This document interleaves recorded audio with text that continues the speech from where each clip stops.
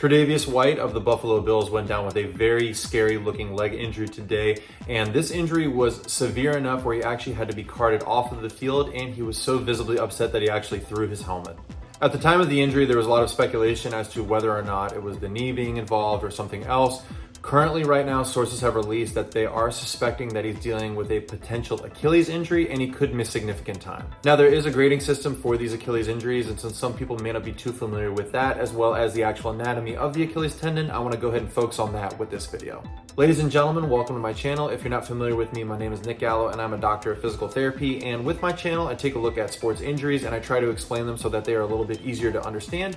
I also go over the anatomy of the structure being affected, as well as what that person should anticipate when they're in rehab for that injury. If you like this sort of content and you want to see more of it, please hit that thumbs up and subscribe to the channel, because I will be making more videos in the future regarding sports injuries, rehabilitation, and other physical therapy related content. Also, if you have any comments or questions, please leave those in the comment section below. Now we can see here on the injury video that as White is matched up with Tyreek Hill, he's going to run down the field and place a lot of dorsiflexion going through that right foot, and then that is where he's going to be hobbled up. Here we have a model of the foot and ankle joint, and so the ankle joint is formed up of the tibia bone, which is often called the shin bone, that's going to come down and form the medial malleolus, or the inside portion of the ankle. Then as we look on the outside or lateral portion here, the fibula bone comes down and forms the lateral malleolus. And then as we look inside here, this is going to be the talus bone. Those bones together make up what we know as being the ankle joint. For the sake of this video, we're going to focus on the posterior or the back portion of the lower leg. And so the Achilles tendon is a tendon that is comprised of three muscles that are going to come together and form that tendon. The first muscle is our gastrocnemius muscle. That's the big muscle that we often associate with as being the calf muscle. That's going to be one of them.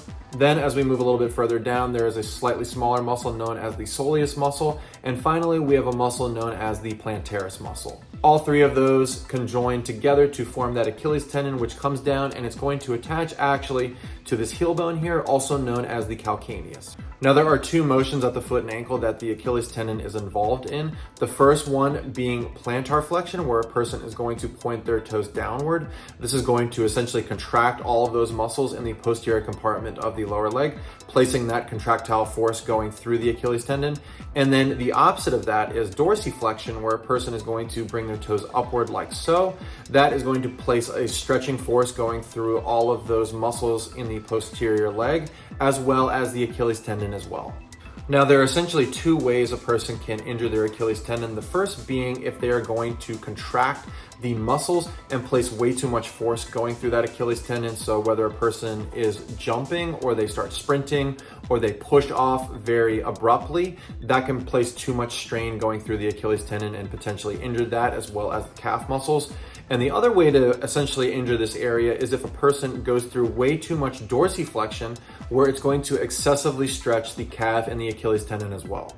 As we look at the injury video here, as he's running down the field, it looks like he puts a lot of dorsiflexion going through the foot, and that is when he essentially starts to get hobbled up, where he's going to raise that right foot off the ground and not be able to put any weight through it. Now, there is an on the field or in the clinic test we can do to determine if a person has a potential Achilles injury, and this is known as the Thompson test. And so essentially what we're going to do is we're going to lay the person down in the prone position. What we are looking to do here is we're going to squeeze the calf musculature, and we want to see the foot move into plantar flexion like this, because this is essentially placing a flexion force going through that area of the leg. And so if we do that and we see that the person's foot is moving, then we know that that Achilles tendon is intact. However, if we do that and the person's foot does not move hardly at all, then we suspect a full Achilles rupture. Now, it's important to say that there is a grading system for the Achilles injuries. There are grades 1, 2, and 3. In a grade 1, you're getting excessive stretching of the Achilles tendon. In a grade 2, you're dealing with a partial tear.